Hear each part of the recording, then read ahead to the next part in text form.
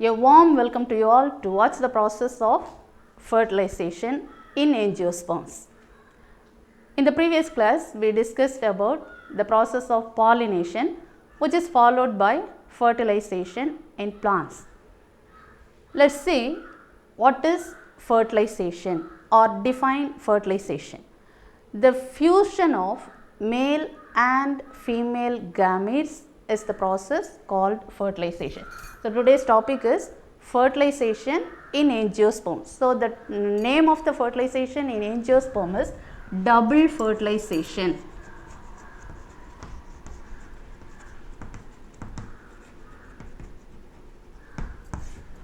Double fertilization. Define fertilization: fusion of male and female gametes to form zygote. Let us see how this process is taking place. The events of fertilization. Events. What are the events observed in the process of fertilization in angiosperms? The pollen grains these are the pollen grains.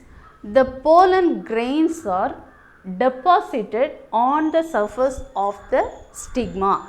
This is the stigmatic region, stigma. This is style and this is ovary. Here ovule, inside ovule, and this is the embryo sac. Now the pollen grains, the first event is deposition of pollen grain on the stigmatic region. The next event is the stigmatic region, the pollen grains are started to germinate. So, first there is a deposition. If the pollen grains are compatible, it starts to germinate in the stigmatic region. Due to the presence of stigmatic fluid present in the wet stigma, there are two different types of stigma, wet stigma and dry stigma. In the wet stigma, it secretes a fluid. Due to this, the pollen grain starts to germinate. Next event is this germination. As soon as the pollen grain germinates, it starts to elongate. It grows along the length of the stylar region. Then there is a direction towards entry of the pollen tube through the micropylar region. This region is micropyle.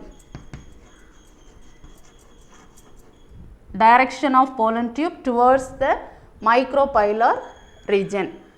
So, these all events. Then the next event is when the pollen tube directed towards the micropylar region, it takes two male gametes. These are the two male gametes.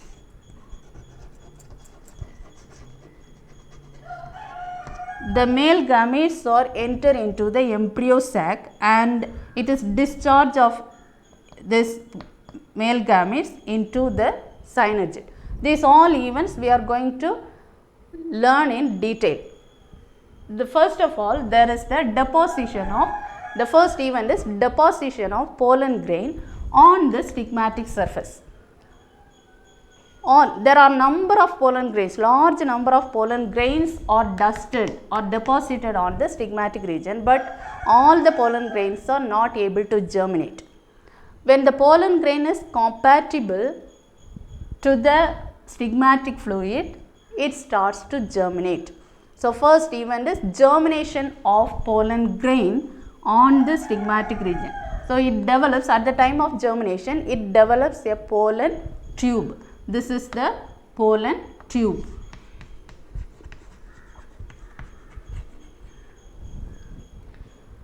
For the germination of pollen tube, there is a fluid substance present on the surface of stigma in the wet stigma, and there is a structure called pellicle which helps in the dry stigma. So, due to the presence of this, the compatible pollen grain which begins to germinate. So, there is a chance of compatible and incompatible. So, this stigmatic fluid or the pellicle which decide the compatibility and the incompatibility of the pollen grains to promote germination or to inhibit germination. Then, as soon as the pollen tube germinate, this pollen tube starts to grow along the length of the style. There are different types of style. Based on this, there are three different types of style, namely hollow style. The first type of style is called as hollow style, or it is named as open style, which is observed in monocots. The monocots which possess hollow style. This is the style origin. In the style origin, there is a hollow canal.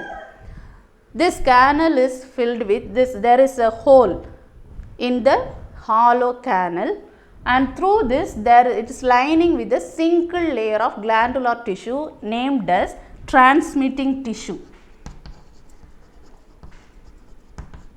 Transmitting tissue is present in the hollow canal in the style origin. That type of style is called as open style, or it is called as hollow style. So, it is lined with glandular tissue which is named as transmitting tissue. The transmitting tissue is filled, it helps the pollen tube to germinate. This it gives the nutrients because it's filled with this lipids, carbohydrates and some kinds of enzymes. So, it nourishes this developing pollen tube. Then another type of style which is observed in dicots. In dicots, the type of style is named as solid type, or it is named as closed type. Closed type or solid type style. Here this entire style which is filled with the transmitting tissue. A core of transmitting tissue present on the style origin observed in solid style in the dicots. That is solid style. So, the function of the solid style is, the transmitting tissue is similar to the function of this hollow style, the transmitting tissue. It nourishes the developing pollen tube, because the pollen tube in this solid style, the pollen tube grows along with the intercellular spaces of the central core of transmitting tissue. The difference among these two is, the hollow style, there is a single layer of glandular tissue called transmitting tissue, but solid style, there is a central core of transmitting tissue. So, when the pollen tube germinates, it grows. When it grows along the style, it grows along the intercellular spaces of this transmitting tissue. Another type of style is named as semi-solid type or half-closed style. So, this is intermediate between the solid type and the hollow type, the open type and the closed type. In between, this is the intermediate between the solid as well as the hollow style.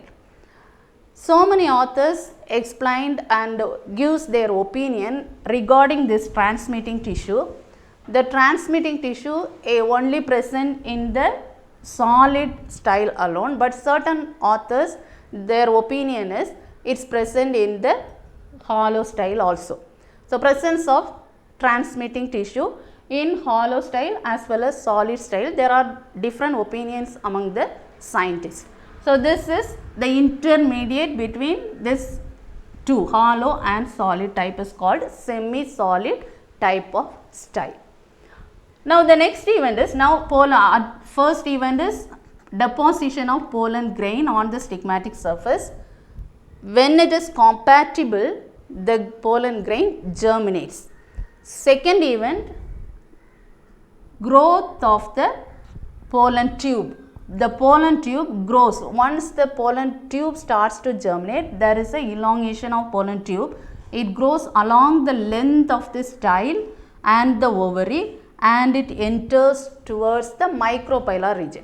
So, next process is direction towards the micropylar end. The pollen tube, entry of pollen tube. Now, the entry of pollen tube directs or guides towards the micropylar region through this there is a structure called obturator. So, with the help of this obturator, it leads the pollen tube towards the micropylar end. So, when the pollen tube germinates, at first here when you look at the structure of the pollen tube, here there is the tip region, the extreme tip of this region, which is hemispherical in structure.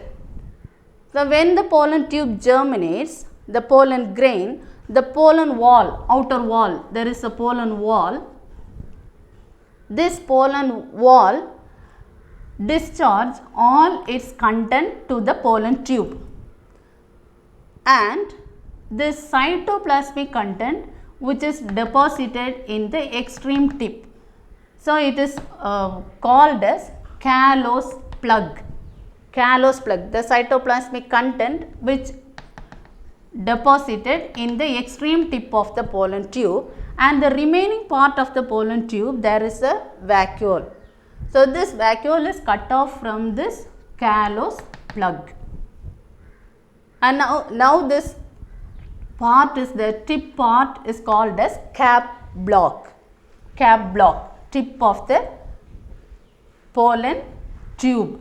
So, this is the tip and this is the pollen grain, tip of the pollen grain is cap block, and the pollen tube elongates. When it grows, it brings two male gamete, these are the two male gamete, and a vegetative nucleus, vegetative tube nucleus, and all the contents are carrying along with this pollen tube.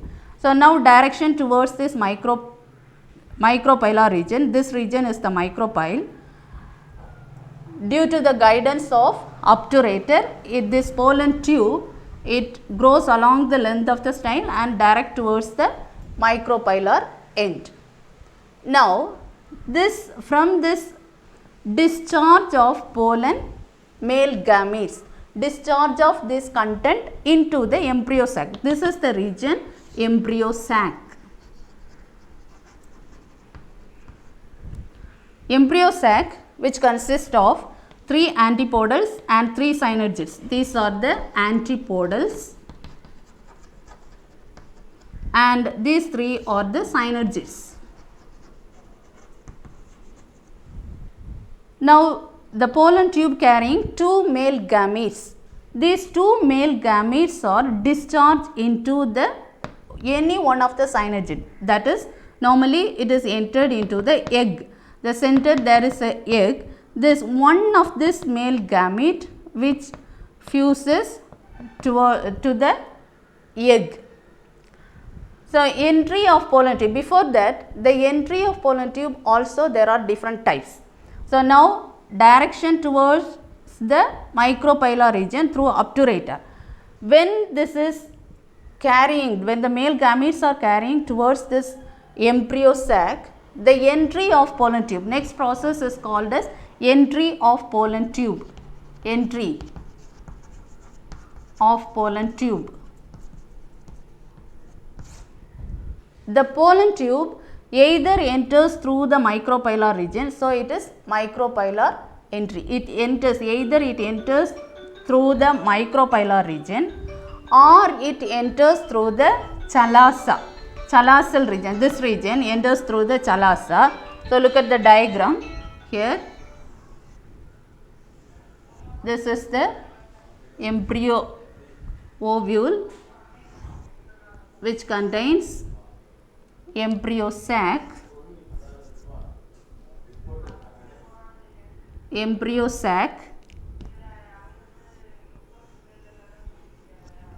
the embryo sac, egg, and these are the synergids. Here is the antipodals and here is the polar nuclei. And now